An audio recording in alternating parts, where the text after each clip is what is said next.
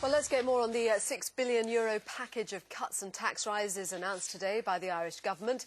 Parliament is debating and will vote this evening on some of the measures, amongst them affecting excise and duties. Well, we can talk now to Geoffrey Lewis, a senior partner at BKR international accountancy firm, Ormsby and Rhodes. He's in Dublin, together with Eilish Quinlan, who is chair of the Irish Small and Medium Enterprises Association. Thank you both very much for joining us. To you, first of all, Eilish Quinlan, the government talking today about an export-led recovery helping the Irish economy through all of this to better times. Is that how you see it when you listen to the measures outlined? Are they designed to facilitate that? Yes, I believe they are, and I think it's extremely important to see this in the context that we're in. We needed cuts of $6 billion. I agree with the front loading that they've done. To quote Rod Stewart, first cut is the deepest, and hopefully we can now see where we are and what we have to handle, and we can go forward and deal with this the way we are. You don't worry that the front loading will mean such a dramatic and sudden decrease in the spare money that people have to actually spend could end up tipping the Irish economy back further? Yes, there will be a lot of money taken out of the economy, there's no doubt about that, but you know, we're a nation of fighters and we're a nation of survivors, and I think that, you know, we're going to get out of this. The SME sector in particular have always been there to support us and to lead us out, and I think, you know, we know now what we have to deal with. We're going to fight and we're going to get there. And Geoffrey Lewis, standing alongside you, how do you see the measures outlined by the government? Well, I agree with Eilish. I think they certainly were measures that needed to be taken, and the scale of them needed to be taken.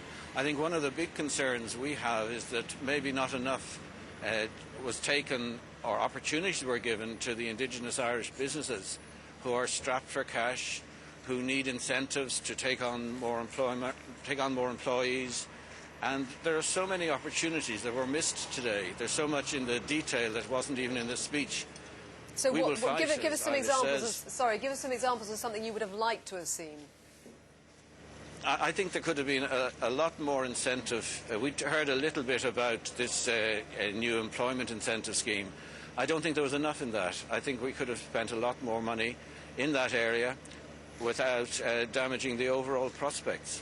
But obviously to spend more money in that, then you have to cut money from elsewhere. It's a very fine balancing act for the government, isn't it? Yes, but there's a lot of money being spent on social welfare which could be spent on job creation, which will in itself create more taxes. Eilish, do you think that social welfare could have been cut further to allow for more investment in trying to get the economy fired up?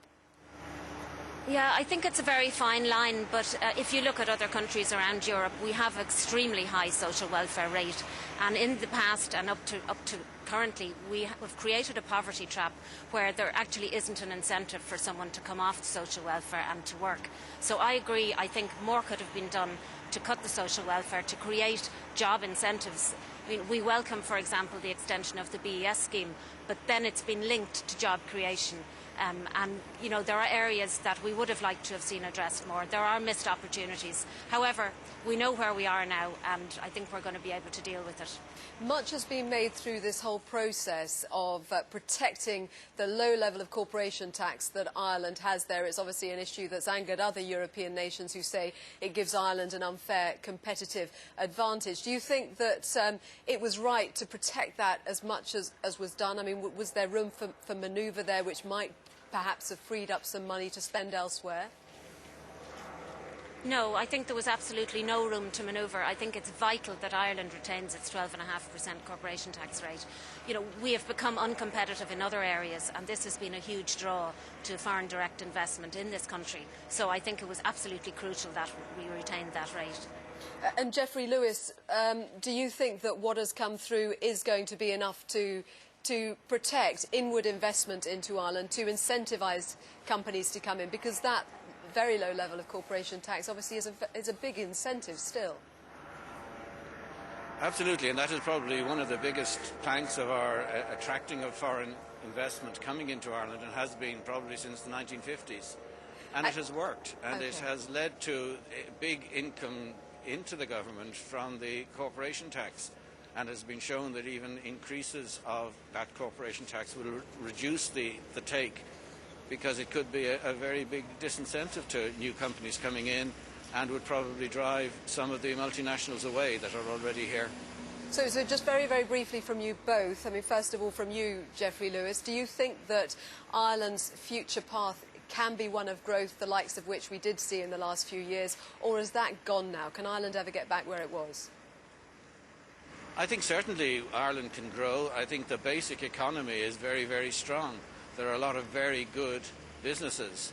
If we can get away from this, what's been called the albatross of the banking and the property bust, which is taking everybody's focus, if we can get away from that, there are a lot of very good businesses. If they can get the funding they need, then certainly we can grow. I hope we never grow at the rates we did on the property, during that property boom, which were unrealistic growth. But certainly we can get back to where we were. And Eilish, you echo that, I presume, sustainable growth?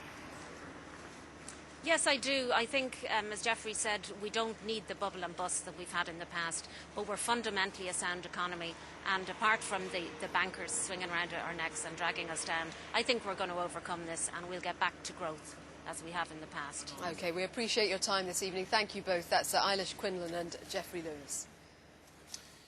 Now, he's